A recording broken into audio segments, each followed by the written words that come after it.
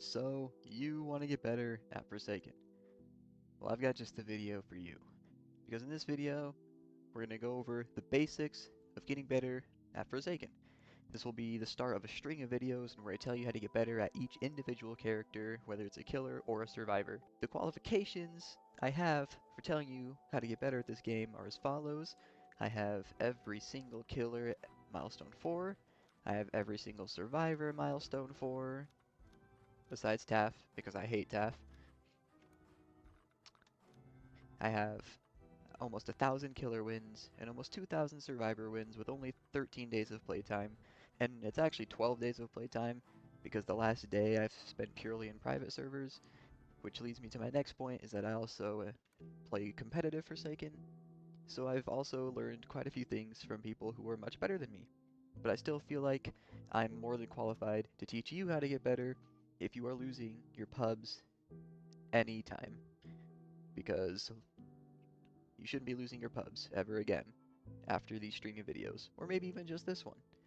So let's hop right into it.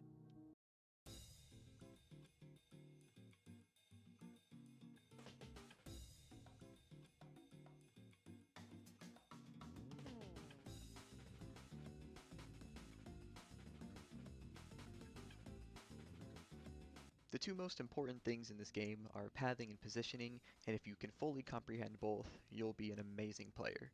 But to start off with, pathing. It's about turning corners better than your opponent, it's about taking the tightest route around loops, it's about using the stamina to the best of your ability. And to path better, I really recommend to not shift lock. Please get used to not shift locking because you can turn corners so much easier if you are not shift locking. That is a huge tip I have for you because if you can turn your corners better, then you get more use out of your stamina and you will outrun killers much more often. Now I'm going to start showing you all the other maps and different loop spots that you can use on them. I sped up the footage on these so you're not here all day, but when we're thinking about pathing, you need to remember that it's about turning the corners better than your opponent. So all these spots that you're seeing in the background, like this castle, or these side mazes, or this giant rock in the middle for Brandon Works, you need to know that you need to stick to the walls and you need to turn the corners as optimally as possible. Don't wide turn corners, don't do anything like that. Make sure you're running at the hypotenuse of each angle so that you can get the maximum use out of your stamina for each of these loops that you're seeing in the back. For Cool Carnival, this funhouse is obviously the second best spot on the map. It's easy to loop around, you can see the killer from both sides, and it's a great spot. But the even better spot is this very huge fence down the end because it's super large, you can see the killer down both sides, and the killer stands no chance around here, honestly. Here in Glassworks, this wall is just beyond best. This is the second best spot in the game in my opinion, and if you can loop around this correctly, then you are smooth sailing. But if you can't turn your corners good enough and you don't have enough practice with that, well, you don't even have to use this wall. You can just run in a straight line all the way down to this house and loop around the house and maybe even loop around all the way back to the wall or around the house, depending on how good you are at turning your corners. On Horror Hotel, let's be completely honest, this whole map is your playground. No matter where you go here, you can pretty much outrun the killer if you're smart, if you take sharper turns, and just make sure you're hugging the wall. That is what I'm trying to drill into your head here, is to take the hypotenuse angle to everywhere you go. Don't go to the ball pit though. Here on this map, don't be on this half of the map, please. Don't do that. You need to be on the outer edge on this side here, looping around these rocks, because that's the only viable spots, in my opinion, where you won't get caught, and where you can see the killer easily. And if you can't loop around these rocks, this middle thing here is actually also a great spot. You can loop around it easily. The killer, if they use the killer door, then, you know, kind of a last resort spot. You can also walk through these little things here. I don't know if everyone knows that, but it's a good thing to use. On this map, it's rough. Honestly, I don't like this map, but this wall on the blue area is about the best thing you've got. If you loop around this blue wall, that's literally the best thing you have on this map. It's not even that bad since you can see both sides and see where the killer could come from, but Yeah, other than that, this map is very bad. And especially don't go up here. Do not go up here. You will die. On this map, there's only one good spot. Noli's map, just go around the house. There's no other spot you can really use here. Make sure to go in between the tree like you just saw there, and then just up and around the house over and over and over again. If they try to use the killer door, then just stall at the end of the door, and you are smooth sailing. Just watch where they're going and run the other way. It's super simple.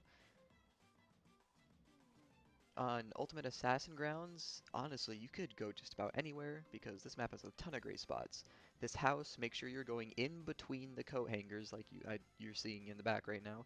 Make sure you're going in between those if you're looping around the house because you can watch from both sides here. It's easy to react to the killer. And if you don't even have access to the house, this fence is wonderful. If you're getting really good at turning your corners, like you're seeing right now, you can get around this fence a lot faster than the killer, depending on how wide they take their turns. And these tunnels are also wonderful. This map is a great looping map. You can just go around these tunnels with no problem at all. And you can actually go up these little ledges. I don't know if everyone knows this, but you can go up these little ledges right here. And it makes it so you don't have to walk all the way around the rock to get up. It also makes it so the loop is a lot easier for you. So just try your best to go up these and try to incorporate these into your loop on this map because you'll get a lot more use out of your stamina doing this on this map than the killer will. Just keep practicing it, you'll get it. On this map, this down ramp is the key to everything. On the red side, use this down ramp. That is the key on this map. You can go down, this is my loop, this is what I use. Go down, go up the blue ramp, and then just go all the way back to the down red ramp, and you are chilling. You get a lot of open space to react to the killer. If they try to use the killer door, as I'm about to show you, if they try to use this killer door, you can easily get by them. It's no problem at all. You can just react and then run the other way. This loop is great.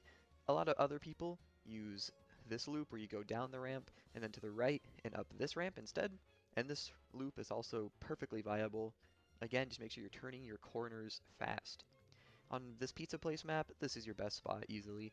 I don't recommend going anywhere else, honestly, because this spot is beautiful. You can see the killer from both sides, you can react to where they're going.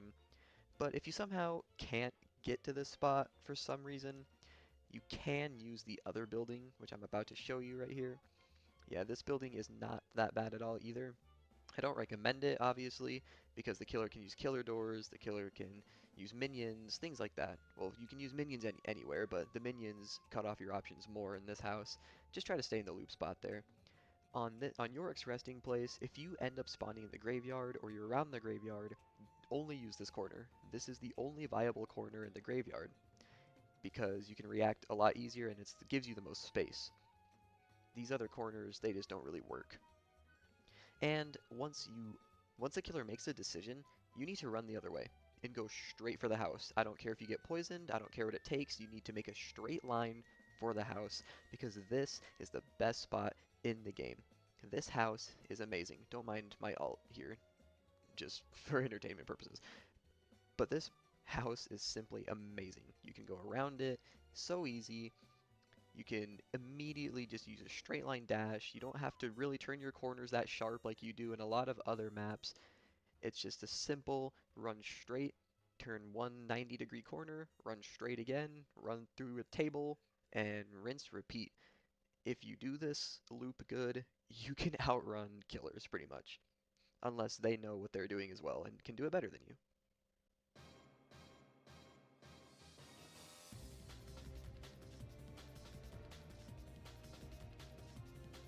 So I just yapped a whole bunch about the best looping spots on each map. And everyone knows you have to loop to survive. That is no big revelation. So what was the point of me telling you all that? Well, positioning is where it gets tied together, because positioning determines how long you'll actually survive the chase for. Because let's face it, at the end of the day, killer's stamina stats are simply better than the survivor stamina stats. If you are evenly matched, the killer will catch up to you. That is a guarantee. That's why your positioning is there to offset the stamina fact. All these loop spots I've showed you, it is highly recommended that you stick around them so that when the killer starts chasing you, you can just loop around these spots and you already have a good advantage on the killer because you're way ahead of them already. I don't know what the stud distance is of killers losing stamina, But in all the loop spots I showed you, no matter where you are in the loop, the killer will lose stamina if they are running. That's why they're so good, and that's why they're so effective, because you can keep a very tight or very far distance from the killer, and it takes a while for them to catch up to you because your initial distance and initial positioning was already very far. What I'm talking about is waiting at a loop spot, and if you see the killer coming towards you one way, you immediately go the other way. Of course, you do have to be wary if the killer tries to fake you out and go the other way, but I'm talking about straight just chases here. If you get faked out, that's on you, to be honest. So let's try to look at the back gameplay here and break down what I'm doing or what I'm unconsciously thinking about when I'm playing here. I'm thinking, okay, I've been chasing this Taff, let's just finish him off. I'm regaining my stamina every couple seconds because if I start this chase with full stamina, this Taff will be cooked. He pulls out his trip mine here and he's as good as dead. Of course, I'm a bit of a klutz and fall over, but the spikes do the job for me there. So a bit of a bad example, but let's continue on with this game. Next up, I see someone over here, or rather I know someone will be over here, and I immediately see this guest. And notice how I have 90 stamina, and I immediately hit this Shedletsky and switch my target, because damage is important in pubs. This Shedletsky was already low on stamina because he was trying to find me, maybe trying to stun me, I don't know. He's already low on stamina, which means I can catch up to him immediately. This guest, I kill the Shedletsky so this guest runs away. I wait till I have 90 stamina about and just go chase him and see where he ends up. Notice how I'm sticking very close to the edges of the hill, and when this guest runs into open area, I'm running along his right side because he'll either have to pick going up the bridge or going back up, and as you can see, he picks trying to juke, which causes him to get hit. Or me getting punched, but you see the idea. He had to pick away, and after he picked away, I could easily catch up to him because I was able to cut him off with my pathing. And now that he's resorted to juking, he's about as good as dead here, because once you have to start juking, it's over. I am about to get punched here, so I can actually show you some more what I'm thinking when I get into chases. So I get punched, and this guest does not get adequate positioning.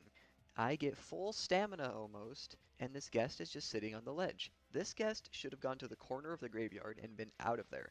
This guest should have been as far as he could after he stunned me, but he didn't, so I have more stamina than him, and I can catch up easily. Now I use my 404 to see these last two guys, and this is just the worst spot to be. If you get caught here, you deserve to die, to be frank. I use my spikes, easily cut them off, because they have no chance of getting away from this. And they both are going to end up dying here without even being able to put up a fight. Because that's what happens. If you are able to cut off people's pathing because you position yourself better, or if you're able to escape killers because they path bad and you've positioned yourself better, then you'll get the win every time. As you can see, I have full stamina here. I'm just gonna be chasing this guy. I think he's gonna do the house loop, so I'm like, okay, maybe we'll have a good chase here. But he hides in the corner, tries to block, and dies. So let's move on to the 1v1, and I can really break down what I'm thinking to you. Alright, here's the 1v1. We're playing against Crushed here, who is by no means a pushover. He is a pretty solid player in the comp Forsaken community. And we are playing Noob and Jason here. The survivor is Noob and the killer is Jason.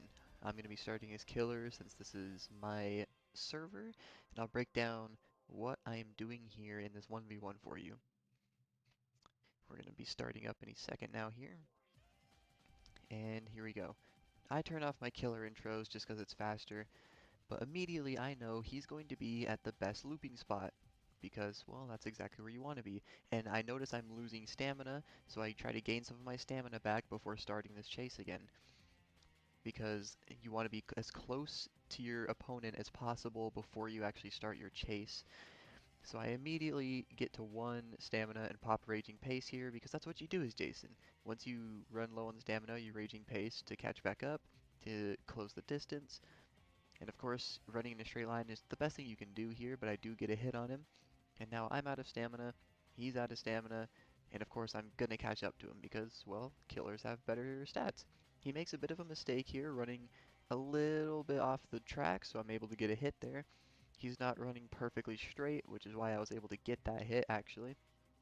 Of course, I run out of stamina once again, so is Jason. He can Raging Pace once again. And now he's going around this. He's trying to take advantage of the fact that his corner cutting might be better than mine, but we're about even here. So he's completely out of stamina now, so once he gets to the juking, it's about game over from there. He's able to run for a little longer, but I'm able to hit him with Helpless here so that he can't cancel Slate Skin on his own, and then I hit him with this and kill him, which is about a minute 30 time if I'm not mistaken.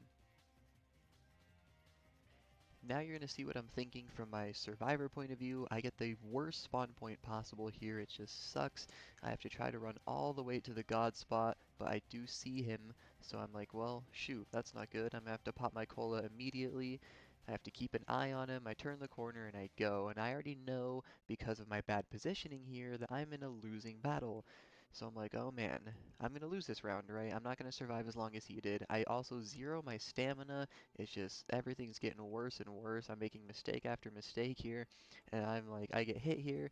And I'm like, man, I'm 60 stamina. I know he's full stamina. It's over, right? I'm completely cooked. He gets another hit here. And he tries to go for a gashing wound there. I don't know if that was a mistake, but it's definitely not what he should have done. I hear him going up the stairs, so I'm able to get some distance here. More better positioning. Once again, I took a guess and got better positioning out of it. I'm able to loop around this pretty fairly. We're both hugging pretty tight, about an even chase, but I realize, oh, I have a bit of distance here. Not much, but just a little bit. And I know I'm probably gonna have to take another hit, which I do. And at this point, I'm like, oh man, it's getting real, I'm doomed, right? I'm completely doomed. I'm probably gonna lose this round, right? But then I realize after he turns this corner that I need to turn it into a corner turning game. I need to turn it into a pathing game, right?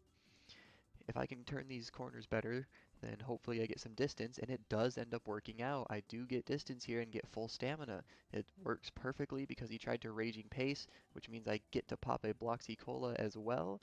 He tries to hit me through the wall here, I think. I don't let that happen, so I'm already on the move, and then I realize I've won the round here. I've lasted longer than he did. So what happened there was he made a couple mistakes. He probably could have finished me off, but he tried to Raging Pace in the house when I was already low on stamina, which is what I think caused his loss here. So I was thinking my lucky stars on this round because I made a fair bit of mistakes here and got an unlucky spawn point. Moving to round 2, we have 1x as the killer and Guest as the survivor. Immediately I go to the funhouse because against 1x I like this spot a lot better because the elevation changes a lot in this funhouse, which means 1x cannot really hit their projectiles as good, which is always nice. That's always great. So I see him coming, and when you're in comp 1v1s, you don't really want to guess. If you see them coming one way, they're probably going to come from that way. They're not usually going to try to bait you out. So that's what I do here, and that's how I got so much distance on him. And every time I hear him charge a projectile or see his animation change, that's when I try to dodge it. So I get two good dodges there, that Mass Infection and that Entanglement from earlier. I get huge distance here because 1x is a very slow killer. You pretty much have to rely on projectiles more often than not. I'm once again changing elevation as much as I can, and I realize he's trying to actually fake me out here. He goes the other way this time, and I was a little shocked at this, so I had to try to get some distance by pathing better than he did. But then I realized, oh, nope, he can path better than I can, and I have to take a hit there, and I get entanglement, so I was like, oh man, this is not good looks for me. I tried to react to his M1 with a block, but I didn't think he'd be able to reach me. He misses the mass infection there because of the elevation change. That's always good for me. I see him right there, so I'm like, uh-oh, I turned the corner. I'm going to get caught here. I'm ready to block any second now. I'm hovering the block key. I see him M1, I react to it, and I get the parry there, and that felt really good. When I got that parry there, I was like, okay, I'm feeling a lot better there. I was able to react to his M1. I'm feeling good, right? I'm taking off to the fence so that I can actually see him charge any projectiles. He does, I dodge it. Pretty easy stuff there. Now I'm coming around this corner and I'm like, oh man, I turned that corner pretty wide. I hope he doesn't have enough stamina to catch up to me. He doesn't, so I'm able to just run all the way back to the funhouse with no problems at all. I do see that he is catching me a little bit. I had to go very out of my way to dodge that projectile, then so I get hit by an unexpected entanglement. But then he gets really close to me, the positioning's bad, he closes the distance, and finally, right at the end here, he hits me with a crazy mass infection. Now, as the killer, I'm trying to never use my projectiles, right? When you're the killer, you need to close the distance. The more you rely on your abilities, the worse you will do. So I immediately use my unstable eye to see where he's at. He's in the same spot I was. It's good stuff. I only use a projectile here because the chase hasn't actually started. I do miss, and we begin chase. And it's here when I realize that my pathing is actually worse than his. He's turning these corners a lot sharper than I am because I'm out of stamina, while he, well, can stay away from me still. I don't zero out here, luckily, and I'm realizing, and then I zero out right here. I made a mistake on my stamina management there. Of course, it's little things like that that always matter. I knew he would try to dodge my projectile, so I aimed a little to the left there. I'm able to get a double hit, and I'm feeling really good now. I'm like, okay, I'm feeling really good. As a survivor, I lasted for 2 minutes, and I have this guy on the ropes already. So I use my speed boost to try to catch up to him. I gain a little bit of stamina there, if you didn't notice. I gained like 10 stamina before officially starting the chase, but I know I'm behind still. I started the chase with 80 stamina, he started with full, and as you can see, yep, he does outpace me here. So I just keep going around the circle, right? Because eventually I will catch up to him. He misses his charge here, so I get a free hit, and I'm like, oh man, yep, he's out of stamina, he blocks, and I finish him off, and that is game. Here's some background footage of a more lighthearted 1v1, one that wasn't as sweaty, while I conclude the video here. So to go over and recap everything, positioning and pathing are the two most important things you need to know in Forsaken. You need to know how to cut these corners. You need to know how to turn these corners sharper. I mean, look, in the background right now, I'm turning these corners very wide. You can actually see I'm making mistakes in the background footage right now. But you need to know how to hug the walls as tightly as you can. You need to know how to loop as tightly as you can. You need to know that you start chases from very far distances, because the killer will and or can and will catch up to you eventually. You just need to focus and make sure that no matter where you are on the map, you always have some sort of way to loop or to get a better position. That is my general tips and tricks video. This is the first video in a collection of videos I'm going to do. From here on out, I'm going to focus on specific killers and specific survivors and give you more advanced tips on each of them. Thank you for watching, and I'll see you all in another video. Goodbye.